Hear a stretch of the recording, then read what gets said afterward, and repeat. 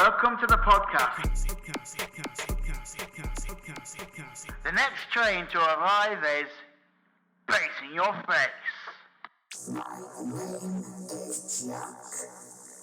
I love electronics and reusing them. And now Jack has spoke to John. He's a web designer. Go. Smashing. So it's the Little Canyon Collective here with Aaron.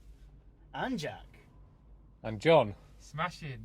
So we're interviewing people around Wirksworth, different businesses and people that work for themselves, people that work for different people, and how they've managed during lockdown, aren't we, Jack? Yeah. So who have we already spoken to? Who did we speak to earlier? Lucy. Very good. Can you remember where Lucy was from? Some free... No, I can't remember. Free Radio Free Matlock. Radio in Matlock. That's Yeah, it. we had a good chat with Lucy, didn't we? Yeah. Yeah, it was a good one. So we're here with John. So John, what do you do in terms of sort of your job day to day? I build and look after websites for mostly various small businesses, which some of them are. So are you good with spiders then? Good with spiders? Websites and Oh all that. yes. That was about 4 weeks in the making, that joke, wasn't it? Nothing's going to smash that now. I really Make like websites for spiders.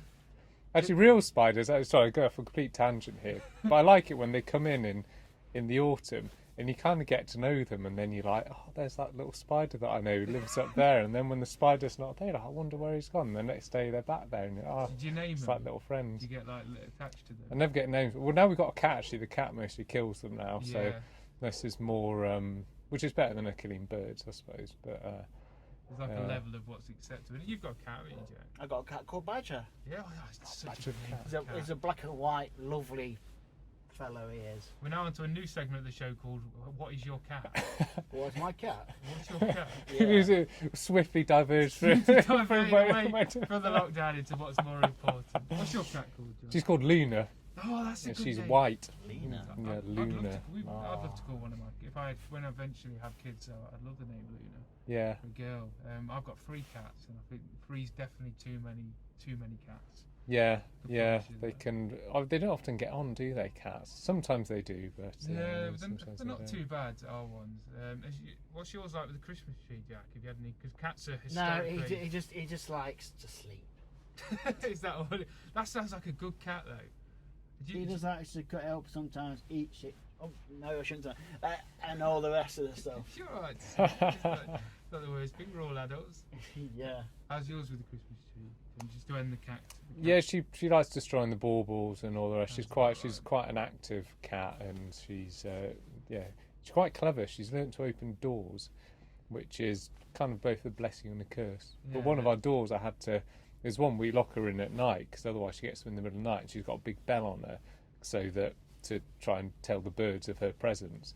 But it also means she gets them in the middle of the night and goes around the house, and she just annoys the shit out of people. So we keep her locked in the front room where she's got a litter tray. But she learnt to open the doors, so she just like hang off the handle, open the door, and then she'd go around the house. So I had to change that for a little knob that she can open. She sounds like you've got like a real like she could plot against you at some point. Like she's got like a little thing going on. Like she gets more intelligent by the day. Yeah. You want to, she's clever. You want to watch out for her. Yeah, I'm pretty sure my cats are middle class. Like Yeah. if we get cheap cat food, I can't let them see the packet. Otherwise, I'm pretty sure they don't eat it. Ours is the same. Like we bought, she just refused point blank to eat it. She just annoyed the shit out of you till you buy her some better stuff. And so ages. So actually, we've actually talked about. You got a cat called Badger. We've actually got Badger that visits our house, and so nice. all of the. So when she had the cat food that she wasn't eating, we put that in the Badger's bowl. All the waste food we put in a little bowl on the windowsill, and then each night we put that out for the Badger. Oh, lovely. So all the waste cat food goes to the Badger, but not Badger the cat, just to keep things confusing. Yeah. Well, I've got chickens, and chickens are obsessed with cat food. Are they? Yeah. Oh, they're not obsessed with it. And I've got this chicken called Bertha, and she runs to the back door and sneaks between my legs to eat the cat food. And the cat, I'm pretty sure the cats think she's some like weird feathered T-Rex because they've never seen a chicken before. And then all of a sudden, this massive animal comes in and starts eating their food. Like, Oh. it's terrifying fun. That was the end of Cat Hour. That was a good segment on the show, wasn't it? A surprise segment. Let's talk technology. Let's talk technology. What questions would you have for John then? From technological? If you have any electrical stuff that you didn't want no more, stop it going to landfill, and it's my hobby, and I love taking unwanted electrical stuff away from people who doesn't really need them anymore. Yeah, it is. It's good fun, isn't it? Trying to fix things that are broken. I kind of like a cracked screen on the phone, I like to repair that. Yeah. Well, you get that sense of achievement, don't you? Yeah. Yeah, I mean, I like that idea about what you say about it not going to landfill. Yeah, sort of bringing it back to life and recycling. Because I think we want everything new. Yeah, nowadays, like I've we? been to Podders in Wood. I think it was Woodbury. Yeah, near Arnold, and I saw these cars getting smashed, and I was like, "What? All those history and that." Yeah. Cars in particular are part of families, aren't they? Yeah. And like you say, all that history. Like this van. Stuff. Yeah, this is it, man.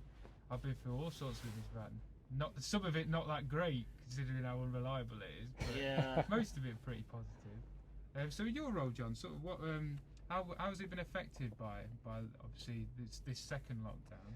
The second lockdown I've not really been affected too much. I've still been or at all really. I've still been coming to the office because it's only me in my office, so I can stay very socially distanced from myself, and I find it easier to work in my office. I've got sort of 3 screens up, whereas if I was working from home, it's just a little small laptop screen, and various, I start getting a bad back or achy shoulders and neck and things like that if I'm just working on a little laptop for too long. So I've still been coming to the office, and I think most of the businesses I work with now are all quite used to the whole COVID thing, whereas the first time I lost a couple of big projects, but then over time new projects came on board when people were, like a couple of the big contracts I've got, you do sort of trade shows all throughout the summer, and of course that whole trade show season had just gone up in smoke, but a lot of that budget went into the website instead, so then I got a lot more work on these websites, or they brought forward a lot of projects on the websites. So ultimately it worked out not too bad for me, and the second one I don't think I've seen much of a change of business for the second lockdown, and now I'm just kind of winding down to the end of the year, because I always like to get all my projects finished off at Christmas, then I chill out at Christmas. I like Christmas because it's the one time a year when your business stops and everyone else's business stops as well, so no one's trying to email you about stuff, and you really can just switch off from it all, which is nice. So what sort of businesses do you work with then? Oh, it's everything from it's the Northern Lights Cinema in Wirksworth. I'm just they're very soon, possibly by the time the podcast comes out, they might have a nice new website, which I've worked with them on, and there's various other businesses. So I helped not a website I did myself, but I helped Pingle Produce, who are just up in at the top of Wirksworth here. They do lots of organic vegetables, and I helped add a shop to their website. So that was a good thing actually, because I could do when sort of coronavirus came in, they couldn't do their usual means of people getting the veg boxes off them, so I managed to help extend their existing website and add a shop onto it so people could order online, and they sort out doing socially distanced pickup and things like that. So that was a nice way that I could help a little local small business. Yeah, that's a really interesting insight, because it's definitely that change in structure of a business. Now you've been able to come in and provide that, in a way. Yeah, which is cool. I mean, Jack, you've got a bit of a business around the whole electronics recycling thing, haven't you? Yeah. And what advice would you give to Jack around sort of how to advertise that, or if he wanted to? I love to do the web designing, what John does. What, as like a full-time thing? Yeah, like website things, like advertise this and advertise that. If anyone doesn't want this or that, or can they donate this and that, I can. If I don't really need the thing what comes in like a subwoofer or something, I say, I've got too many of these now, I can always donate it to charity, and they could do something with it. Oh, so you're thinking almost like a Gumtree, but for electronics. Yeah, but I'm not like if I've got it, I stay with the thing I've already got. But if if I've got too many of them, get rid of it Yeah. and donate it to charity if it still is in there. So There's those little repair cafe things now, aren't there, which is related. Have you heard of those? No, Repair no. cafe. I think it's called Repair Cafe. that sounds like something that'd be right up your Yeah, it's basically where, you know, if people have got like an electronic item and it's broken, and they go along to like this repair cafe, and there's people there who know about electronics or whatever it is, who can then go and try and fix the thing that you've got. So yeah, Jack, that definitely sounds like something that that I might have be of got an interest old- to you. I have got an old, really old Mac laptop in my poof at home. The only thing is, it's got no keyboard. It's got a hard drive. I need it. I've got a charger and a battery for it as well. But because I think that the graphics card went, Right, okay. and I really want to get a new graphics card and a new keyboard for it, and the right screws and the right stuff for it. And then I'd probably be using it. I've got an Apple iMac Air anyway, MacBook Air, but I really want this because it's old school. Well, yeah, I mean, Really? but if you was in that, like John was saying, if you was in them sort of repair cafes, you could probably meet a few people. 'Cause Who know? Yeah, and there's people who'd come and say, "Oh, can you repair this?" And then you'd say, "Well, I'll repair that if you've got a keyboard for this," you know. So I think it'd be cool if you had some sort of like website or something which was like a forum for that. Yeah, but I really want to do something with the Raspberry Pi as well. You know the Raspberry Pi? No. Computer, little tiny little computer thingy.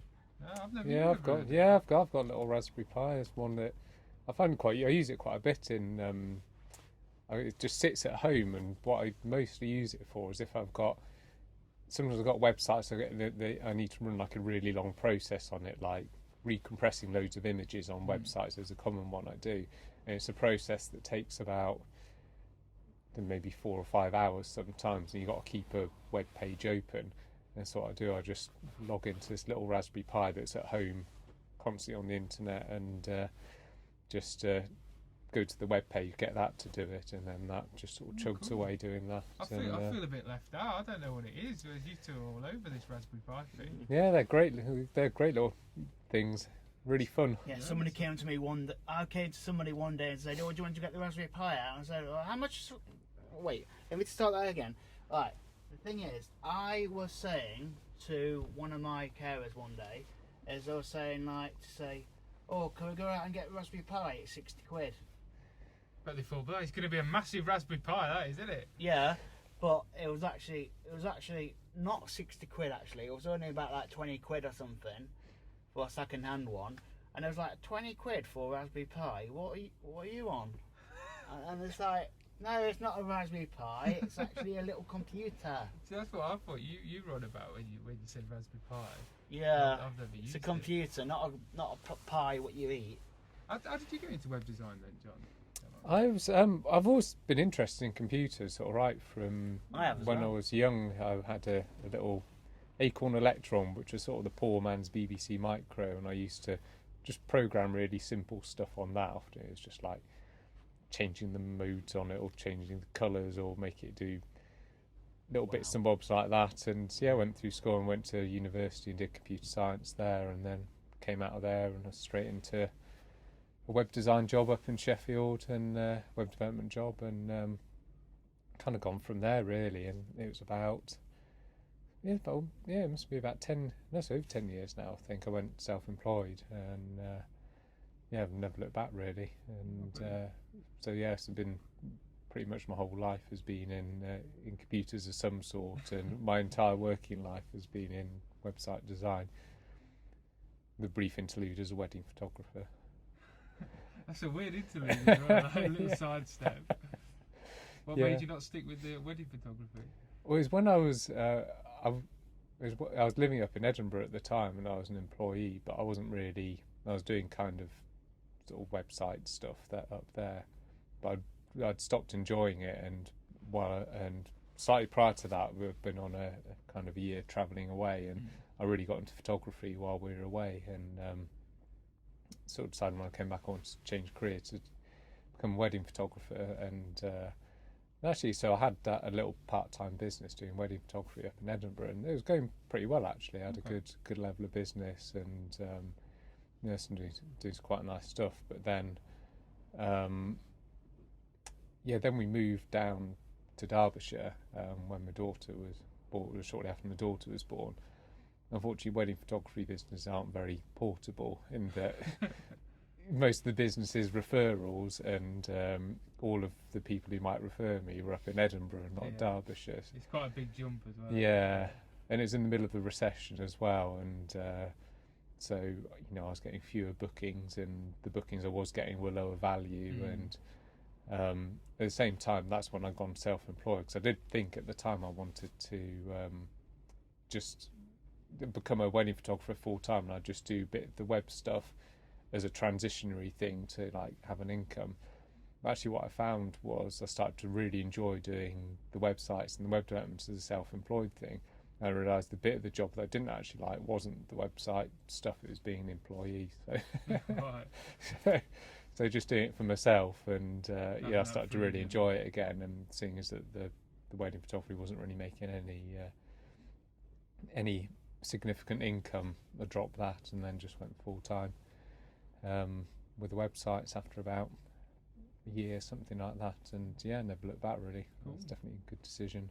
Cool. So obviously me and Jack are kind of chatting to yourself in different businesses and radios and that, and we kind of wanted to focus obviously because we've just come out the lockdown. How do you feel that I think you've touched on it yourself, obviously the second lockdown's been, everyone's a bit more prepared for it. Yeah, but how do you feel the community as a whole has supported each other, particularly in Wirksworth, sort of through both lockdowns really? Do you feel there's been more of a sense of community spirit and support?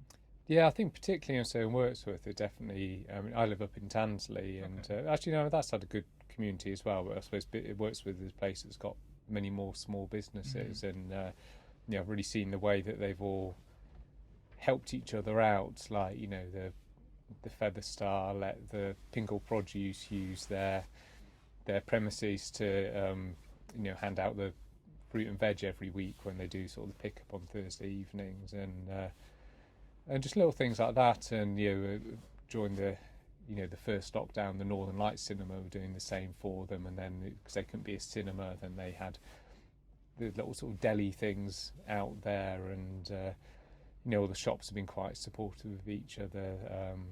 So sort of the Wirksworth Traders group and all trying to get kind of people into the town and all the rest of it.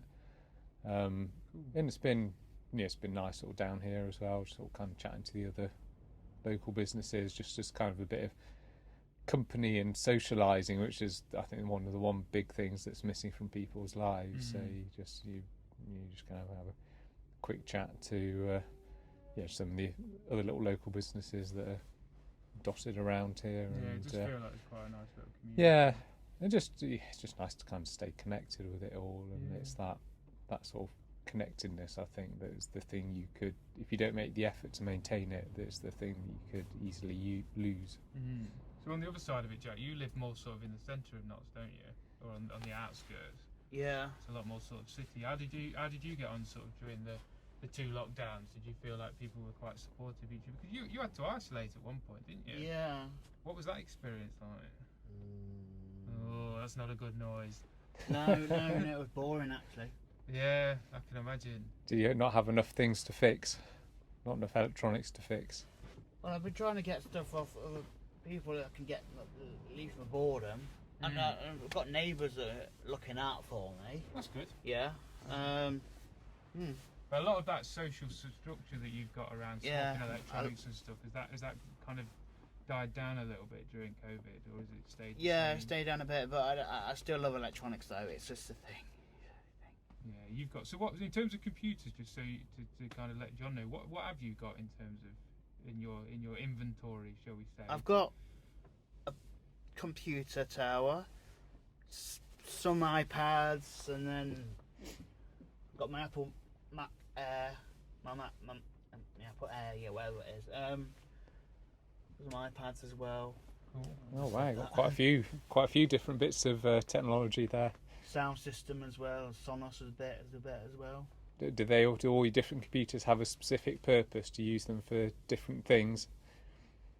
Well, I think so. I think they've all got music on them at the minute. Yeah, I think music's your main. I Sort love music. I love doing DJing. Oh, cool. I used to be a DJ actually. Yeah. Back about early 2000s, I was a drum and bass DJ. Oh, I love drum and bass. Oh, That's do the you? thing. Yeah. I love it. Oh, awesome. What would be your perfect setup as a DJ, Jack? Lights and blind them. Lights and blind them. And with like it. blind them with sound. No, blind them with lights. I blind them with sound. like blinded with sound. I reckon that's a great slogan. Yeah, well, the actual setup I want is like 2 bass bins, 2 mid ranges, and then 2 like tweeters at the top. And well, the thing I want to do, you know those megaphones you see outside of buildings, like you hold in your hand and Yes. that.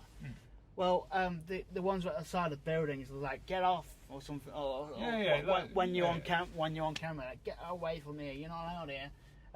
I was thinking to put 2 of those megaphones at the top and connect them into the bass bin, so they do the highs, and then they'll do the projecting, and the bass will be the rumbling at the bottom. Yeah. And I was thinking to get a pole about some long. Yeah, and I can put megaphones here, and then I put a pole, and then put the bass bins at the bottom, and then make it all like mid-range and tweeters and all that at the top, and then That sounds like a great idea. bass bins, and then so the megaphones will just project the sound out and just sound, and the bass will all come together in one big system. Yeah, well, it sounds like you're covering pretty much all the frequencies at that point as well, so it'd be like a sonic assault, wouldn't it? Yeah, I could get the megaphones at the top first to do tweeters and sound, and then the middle speaker, and then the bass speaker at the bottom. Yeah, I'd have a really interesting sound to it. That. Yeah, I think it'll work though. And have you started that project at all? I need You megaphones first. I know there's on the wall megaphone things you can get. Yeah, I know. Public exactly marketplace and all that. what you mean. Yeah. We're gonna have a Yeah. look later. Well, obviously we're on the podcast now, so if anybody's listening to the podcast that might have some old megaphones they want to give Yeah, away.